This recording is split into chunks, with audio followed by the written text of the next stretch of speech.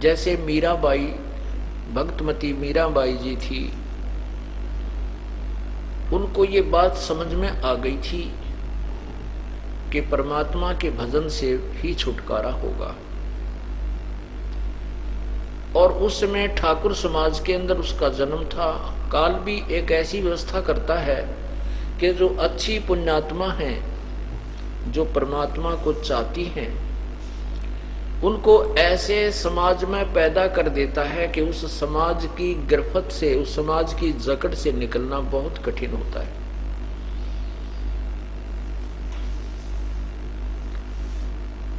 लेकिन जिनको परमात्मा की पिछले जन्म की कोई कमाई, उनकी पिछले जन्म जन्मांतर की कमाई है, और फिर परमात्मा अपने उस आत्मा के ऊपर विशेष रजा भी बख्शता है, अंदर से एक विशेष प्रेरणा भी देता है, तब वो परमात्मा की तरफ दृढ़ता के साथ लग जाता है। मीराबाई जी ठाकुर समाज में जन्म था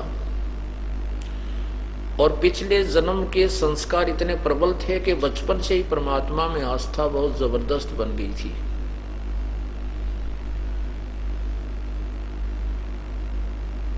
और वो मंदिर में जाने लगी। उसमें लड़कियों को ठाकुर समाज विशेषकर अपनी बहन बेटियों को घर से बाहर नहीं जाने देते थे और सारा काम आप करा करते। गोबर तक गेर का करते, पशुओं का चारा भी स्वयं ही लाते थे। बहन बेटियों को घर से बाहर न जाना, अपनी इज्जत, लोग अपनी लज्जा को नष्ट करना मानते थे। मीराबाई के सामने एक बहुत बड़ा पहाड़ खड़ा हो गया।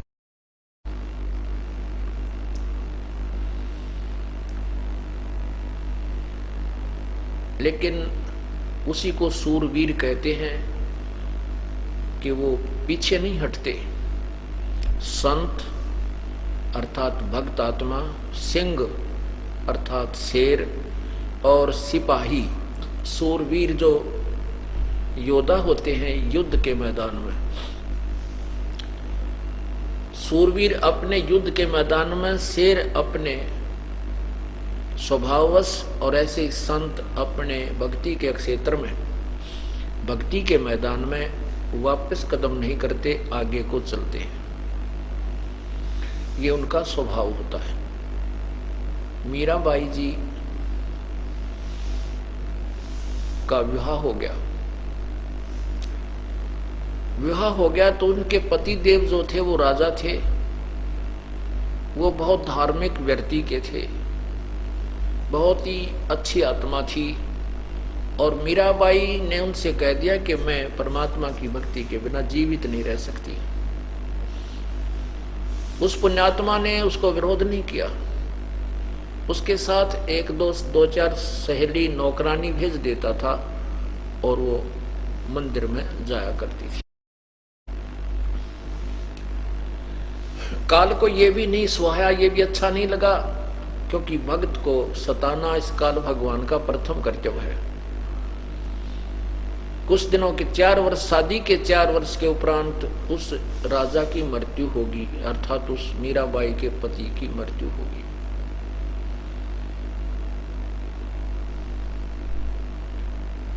उसके जो देवर था उसको राजगद्दी प्राप्त होगी। अब उसने, राणा ने बार बार अपने भाभी को कहा कि आप मंदिर में नहीं जाओगी, मीराबाई से कहा। लेकिन मीराबाई ने अपना फैसला बता दिया कि मैं मंदिर में अवश्य जाऊंगी, मैं नहीं रह सकती। तो उस राणा ने बार बार कहा कि देखो, पहले तो हमारे भाई जीवित थे, दुनिया की जुबान बंद थी, अब दुनिया पता नहीं क्या क्या आपके बारे में बोलेगी, इसलिए हम आपको मंदिर में नहीं जाने देंगे। मीराबाई ने कहा, जी मैं विवश हूं, मेरे बस की बात नहीं है, मैं भगवान की पूजा के बिना नहीं रह सकती। ऐसा कहकर के वो चलती रही।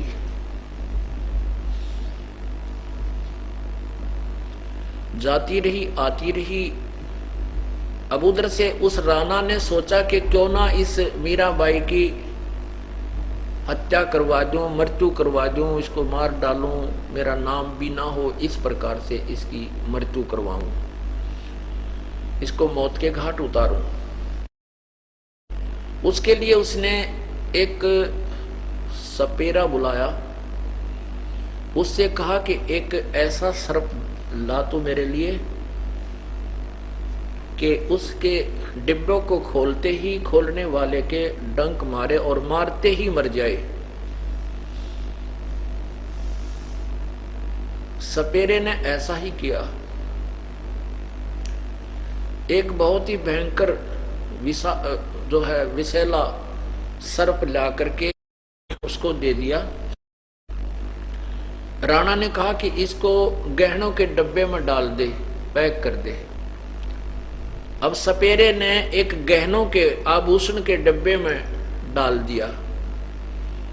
उस दिन उस राणा के लड़के का जन्मदिन था, रिश्तेदार इकट्ठे हो रहे थे और आसपास के मित्र प्यारे घर के सदस्य भी, कुल के लोग भी वहां पर पहुंचे हुए थे। तो राणा ने सोचा कि आज ही इसका काम करवा दूं, सभी आए हुए हैं और सर्प डंक मार देगा, ये मर जाएगी और लोग अपने आप समझ जाएंगे भाई सर्प के डसे थे, मर गई।